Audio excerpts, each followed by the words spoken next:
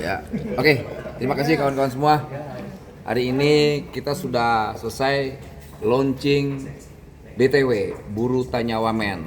Alhamdulillah, puji Tuhan tadi proses interaktifnya per berapa menit atau berapa detik lah, itu luar biasa. Jadi kita bisa menjangkau langsung antara pelaku usaha, kemudian juga buruh yang butuh diperhatikan hak-haknya. Tadi luar biasa ya proses transaksi. Lantas karena fokus kita fokus pada persoalan penahanan ijazah, lantas kemudian selain penahanan ijazah, soal penebusan ijazah ketika kawan-kawan hak ijazahnya untuk diambil harus ada tebusan. Varian harganya dari 2 juta, 5 juta, 10 juta sampai 35 juta. Kita ketahui bahwa mereka ketika mencari kerja prinsipnya kan mencari duit, bukan malah ngeluarin duit. Nah, ini logika yang terbalik yang dilakukan oleh para pelaku usaha, dan kami menganggapnya itu bentuk pemerasan. Menahan ijazah juga bentuk kejahatan. Itu ada pasal KUHP-nya. Jadi ini peringatan keras untuk para pelaku usaha yang masih melakukan praktek-praktek penahanan ijazah. Karena kita akan kenakan pasal penggelapan. 37 berapa, Pak? 372, 374. 37. Penipuan. 372, 374. 368 pemerasan. 368. Nah, yang pemerasannya itu ketika pelaku usaha meminta tebusan. Kita akan pidanakan pelaku usahanya dan perusahaannya dengan pasal pemerasan. Itu. Jadi ini sekali lagi bentuk kehadiran negara dengan sikap kita yang seperti ini hari ini hadir. Jadi besok kemungkinan besar kita akan langsung mengeluarkan namanya surat edaran. Untuk awalnya surat edaran. Nanti besok Pak Menteri yang menyampaikan langsung. Jadi kita gercep semua nih. Surat edaran untuk penahanan ijazah. Iya. Pelarangan. Iya.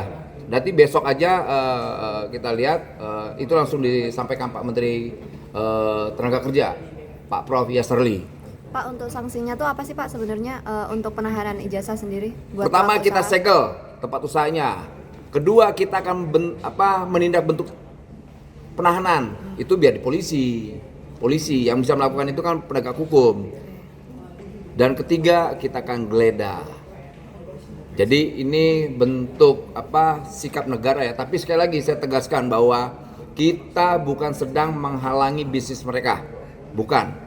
Kami hanya ingin membina mereka agar praktek-praktek yang puluhan tahun ini terjadi untuk dihentikan.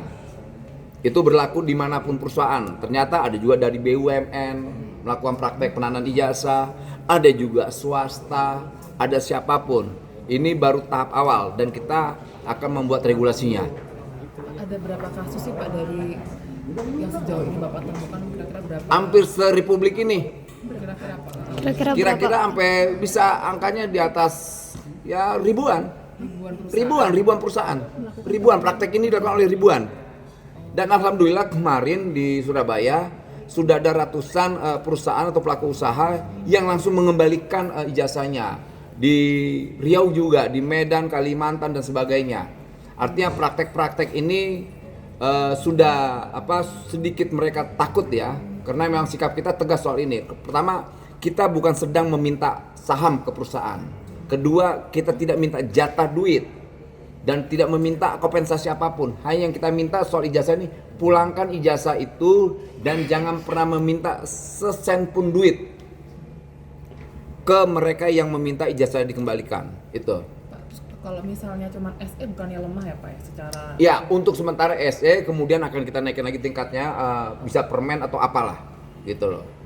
Jadi memang untuk sementara ini, yang cepat ini, SE dulu yang kita, karena permen cukup lama ya. Nah, itu harus ada proses harmonisasi dan sebagainya. Jadi yang paling memungkinkan untuk sementara SE, baru nanti kita tingkatkan lagi regulasinya, entah bentuknya permen atau apalah. Terbitnya Gitu. kapan? Kenapa? Kapan terbitnya?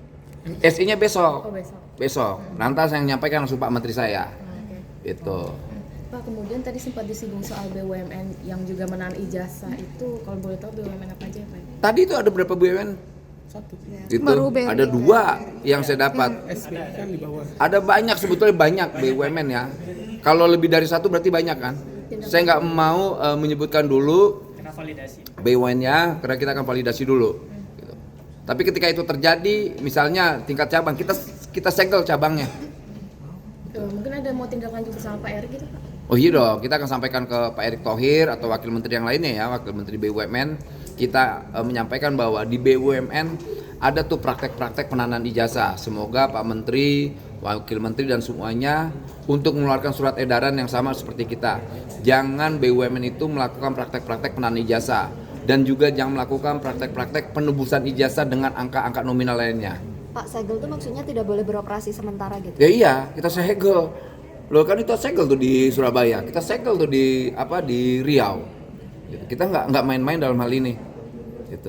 Berarti kalau misalnya mau menyampaikan ijazah itu mungkin mereka akan bisa diganti dengan ijazah yang dilegalisir atau gimana sih Pak? Ya sebetulnya gini, mereka bisa ganti misalnya dengan ijazah yang legalisir gitu loh. Fotokopi ya? Itu boleh lah fotokopian.